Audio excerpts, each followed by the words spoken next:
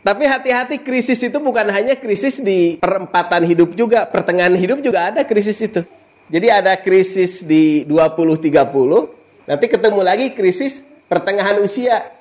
Ya di usia 40-50 itu. Ya beda lagi krisisnya, bisa macam-macam lah. Ada orang yang disebut puber kedua lah, ada yang disebut macam-macam. Krisis juga itu kan. Termasuk ya tentu krisis itu ke badan kita juga, namanya badan dipakai. Ini juga alhamdulillah buatan Allah, 60 tahun masih bisa ya. Kalau buatan Cina udah bajret ini nggak sampai 10 tahun. Tapi kan bisa turun terus. Sampai akhirnya meninggal. Tetapi ada juga caranya supaya krisis pertengahan umur itu bisa teratasi. Ya walaupun akhirnya akan meninggal, tetapi masih bisa menjaga stamina. Makanya tadi saya tanya usia, ya Pak Kiai ini sudah 81 tahun juga kan. Memang kebanyakan di antara cara menjaga usia itu ya menambah ilmu dan mengajar. Makanya kalau di mana-mana kalau guru besar atau profesor kan pensiunnya 70 tahun. Kenapa? Biasanya makin banyak ilmu apapun. Apakah dia ya tidak harus profesor, doktor, dia bisa jadi guru agama, dia terus belajar agama. Mungkin praktisi, herbalis, kedokteran timur atau apapun. Yang jelas dia itu mempelajari sesuatu. Tanam-tanaman, hidroponik, apa saja. Tapi dia menikmati pembelajaran. Itu biasanya lebih sehat, tidak pikun. Dan insya Allah usianya lebih panjang. Apalagi kalau ngajar itu kan kebaikan. Dalam hadis yang sahih, di antara hal yang memberkahi usia kita itu ketika kita banyak berbuat baik. Di antaranya belajar mengajar. Ini salah satu contoh saja. Pendiri Nahdlatul Watan, Pak Kiai kenal lah pasti orang-orang yang sudah sepuh. Dulu saya juga sering lihat di TV. Yang orang NTB itu yang sudah alisnya itu sampai putih semuanya gitu kan. Tuan Guru Muhammad Jainuddin Abdul Majid itu meninggalnya di usia 99 tahun.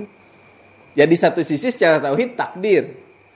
Namun berapapun usia kita, kalau kita syukuri itu hidupnya dalam kondisi sehat gitu. Kan kita ingin panjang umur tuh dalam keadaan sehat. Nah, salah satu manajemen middle life crisis adalah belajar. Nah, persoalan akan menjadi masalah itu kalau anak kita di usia 20-30 sedang krisis, kita sendiri sedang krisis pertengahan usia. Sudah anak punya masalah, orang tuanya punya masalah lagi kan? Double. Masalah kuadrat. Kembali lagi di sini pentingnya ilmu. Kalau sambil belajar begini terus kan nambah. Nah baik, jadi intinya yang nomor 3 ini bisa naik upgrade kalau dia mau meminta arahan dan mau mentaati orang yang memberi arahan. Dia bisa upgrade ke yang kedua. Karena kan orang itu kalau sering dinasehatin, kemudian merasakan nasihat itu berguna, dia akan ketagihan minta nasihat dan minta musyawarah. Karena sudah tahu, nih saya nggak bisa menyelesaikan masalah sendiri. Tapi kemarin aja masalah saya selesai, minta tolong lagi, upgrade ke sini. Menjadi laki-laki yang afifun muslimun, bisa menjaga kehormatannya, dia muslim, walaupun dia tidak punya pendapat, datang kepada orang yang punya pendapat. Dia musyawarah, dia nurut.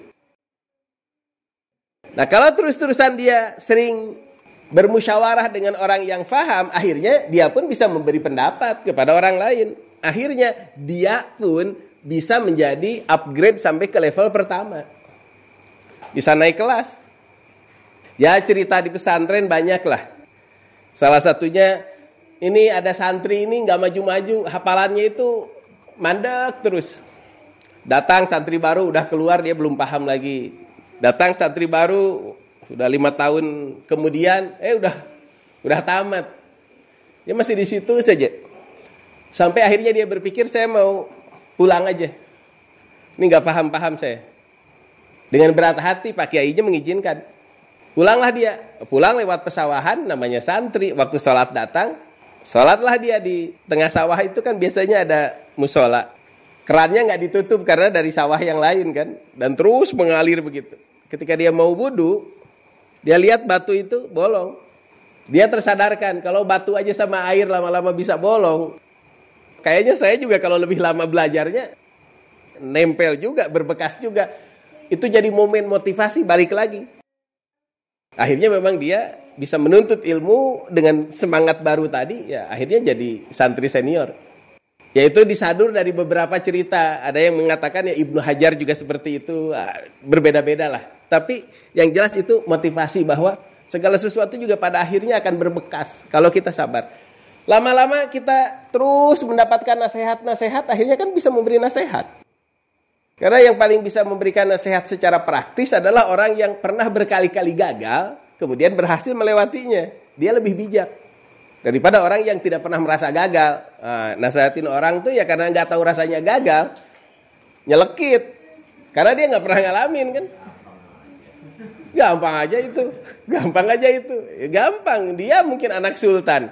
Tapi buat kita-kita. Tapi kalau sudah berkali-kali pernah gagal, nasihatin orang itu bisa lebih bijak. Nah itu kira-kira. Jadi intinya semua orang bisa ke nomor 1. Ketika diawali dengan mau mendengarkan nasihat dan mau dinasihatin orang. Nah kemudian sekarang ke perempuan. Kita bahas perempuan. Ternyata ya sebetulnya perempuan juga sama. Yang namanya bingung itu ya dialami juga perempuan hari ini. Ada beberapa kajian psikologi dari psikolog muslim, ya perempuan juga punya masalah. Apalagi hari ini dengan media sosial. Kalau media sosial kan menunjukkan ada orang lagi gembira di ruang makan, lagi makan-makan. Iri kan, dia bisa begitu, saya enggak. Padahal mungkin dia juga ditraktir orang. Cuma pas ditraktir, dipoto dulu kan. Setelah itu ya dia sorenya sedih juga. Malamnya enggak ada traktiran juga, bisa jadi. Tapi karena yang dilihatnya cuma 30 detik pertama, itu kalau dilihatin terus, teman-temannya yang lain sedih gitu. Padahal sebetulnya dia juga lagi kelaparan juga di tengah malam itu kan.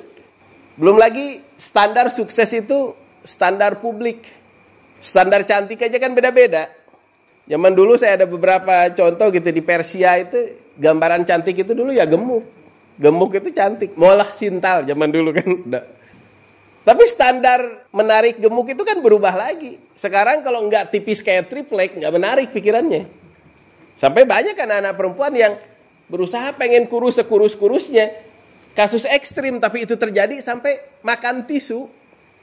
Hanya supaya menghilangkan lapar tapi nggak nambah gemuk. Tisu dimakan. Sampai ada istilah psikologisnya kan anoreksi. Nggak mau makan. Daripada gemuk. Nah itu kan karena ngikut standar orang. Padahal sebenarnya yang penting kan sehat. Kalau orang sehat wajahnya berseri ya menarik. Bagaimanapun keadaannya. Bagi perempuan juga sudah dia dalam krisis 20-30 itu berharap suaminya bisa menenangkan. Suaminya pun sama-sama sedang krisis. Itu kan masalah juga. Nah kalau kita lihat dari Khalifah Umar, ada tipe yang diterjemahkan oleh ulama. Ini tipe dengan penerjemahan yang positif. Dia hanya punya modal setia saja. Modalnya cuma setia saja. Mungkin juga tidak bisa melahirkan. Kalau ini kan gimana suaminya, kalau setianya pada suaminya yang bagus ya selamatlah dia. Tapi kalau pas ditakdirkan suaminya nggak begitu, ya susah juga. Kayaknya ada istilah kalau bahasa Jawa, suargo nunut, neraka katut gitu. Ya kalau pas suaminya soleh, masuk surga ikut, dia memang setia. Tapi kalau suaminya nggak soleh, masuk neraka ya ikut juga karena dia juga nggak tahu apa-apa. Kalau hanya modal setia saja. Tetapi istilah suarga nunut neraka katut itu bukan tanpa dasar. Ada hadis yang seperti itu juga. Walaupun mungkin dari syarahnya agak beda dengan pemahaman yang ada di truk-truk kemudian dipahami oleh orang yang lihat. Tapi ada istilah Rasulullah SAW pernah ngobrol dengan salah seorang muslimah di masa itu. Dia tanya-tanya tentang keadaan suaminya. Bagaimana sikap dia. Kemudian Rasulullah mengatakan fangzuri aina anti minhu. Ya perhatikan bagaimana di posisi mana engkau dengan suamimu itu. Fa inna ma huwa jannatuki wa naruki. Bahwa sesungguhnya suami itu ya bisa jadi surgamu, tapi bisa juga jadi nerakamu. Ya pembahasannya banyak kalau kita lihat di syarah. Tapi barangkali orang-orang Jawa ya akhirnya memahaminya ya suarga nunut, neraka ya katut juga. Itu kalau dimaknai secara positif. Pokoknya yang namanya gullun kamilun itu terikat setia. Nah tetapi di dalam saya ngobrol-ngobrol, cari-cari dengan teman-teman, ada penjelasan itu di dalam Kitabnya Ibnu Athir, An-Nihayah fi Ghoribil Hadis wal Athar. Beliau mengatakan bahwa yang namanya gullun komilun pada hadis itu adalah dzu qamel, yang ada kutunya. Maksudnya apa? Kanu yagullunal asir bil qidi wa alaihi sar. Dulu orang itu kalau ngiket tawanan, diikatnya itu pakai tali kulit yang ada rambutnya. Ya kalau sekarang tali dari kulit domba dibikin tali gitu. Karena kan kuat. Nah cuma karena ada rambutnya, pada sesuatu yang berambut kadang ada kutunya.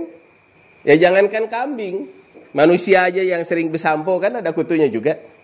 Nah andai tawanan itu diikat dengan tali kulit yang ada rambutnya dan ada kutunya, itu menderita banget. Sudah dia diborgol, dalam kondisi diborgol, dibelenggu itu digigitin sama kutu. Maka itu menjadi istilah orang Arab bagi wanita yang memang lengket, tapi lengketnya nyusahin gitu. Sama dengan yang seperti ini. Gullun kamilun itu wanita yang bagaikan borgol atau belenggu dan kutu, yang Allah jadikan pada leher seseorang, seakan-akan dia jadi terikat dan menderita karena kutunya. Wala yanzi'uha ghairuh, dan tidak ada yang bisa melepaskannya ya kecuali Allah saja. Artinya bukan tidak ada solusi, dengan pertolongan Allah tetap ada solusinya juga gitu. Ya lepas di sana ya bisa saja wanita tadi bukan diceraikan tapi kondisinya menjadi upgrade lebih baik. Nah kalau dalam Kanzul Ummal, nah di situ ada penjelasan juga tentang hadis itu. Kalau kutu itu hidup pada belenggu, fatajtami alaihi muhtanani, itu menjadi dua penderitaan bagi si tawanan itu. Ya terikat, ya kena kutu, nggak bisa juga garuk-garuk gitu. Itu contoh bagi wanita yang buruk akhlaknya. Digambarkan di sini sudah maharnya mahal tapi nggak setia, salah satu contohnya. Nah, pada zaman sekarang yang disebutkan oleh Sayyidina Umar itu ya bukan hanya wanita, kan bisa juga laki-laki. Laki-laki yang ya kayak perempuan tadi, dia melekat, dia jadi kutu gitu kan, sehingga wanitanya juga susah, bisa terjadi. Nah, kalau zaman Khalifah Umar tidak terpikir ada laki-laki yang seperti itu. Laki-laki itu di Madinah waktu itu ketika beliau pimpin, ya paling jelek itu cuma yang bingung dan ngebingungin aja. Tapi boleh jadi sekarang ya tipe laki-laki seperti itu juga ada. Bahkan nauzubillah min dzalik, tipe laki-laki suka laki-laki juga ada juga kan. Jadi kondisi hari ini makin parah. Nah, tetapi kalau wanita yang dalam kondisi bingung tadi, yang sama mengalami quarter life crisis itu, yang pada diri wanita kadang-kadang lebih cepat frustasi, lebih gampang nangis, apalagi dia berharap sang suami bisa menenangkan tapi ternyata nggak bisa. Dia mau minta nasihat pada ibu-ibu muslimah, yang ibu-ibu muslimah itu juga lebih senior, pernah mengalami masalah dulu tapi sekarang berhasil melewatinya.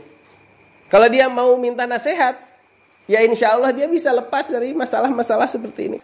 Kan perempuan juga sama, habis lulus ngapain gitu kan.